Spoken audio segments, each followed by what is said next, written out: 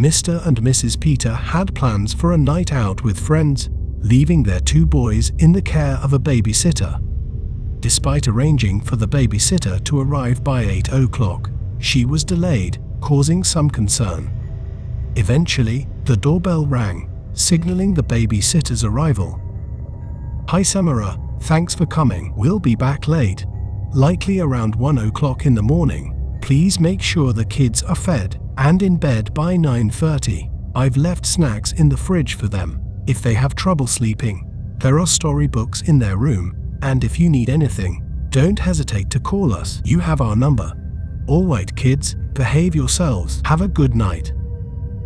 Samara followed instructions, getting the kids settled by 9:30 and then joining them downstairs in the sitting room to unwind with some TV. As she watched, a sense of unease crept over Samara.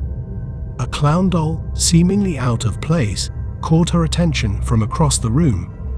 Its presence felt unsettling, as if its glassy eyes were fixed on her. Reminding herself it was just a harmless toy, she tried to shake off the feeling.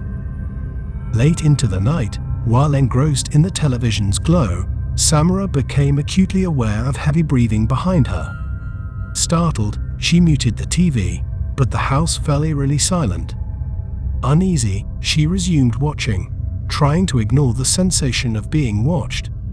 The feeling persisted, intensifying as Samara's imagination conjured unsettling scenarios involving the doll.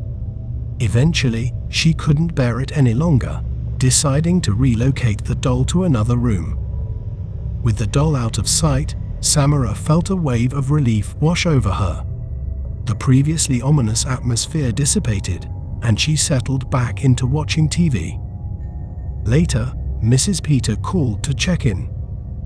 "Hi Samara, how's everything? Did you get the kids to bed on time?"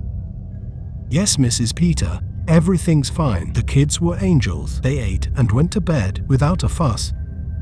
"That's wonderful to hear. We'll be back around 12:30. Let us know if you need anything."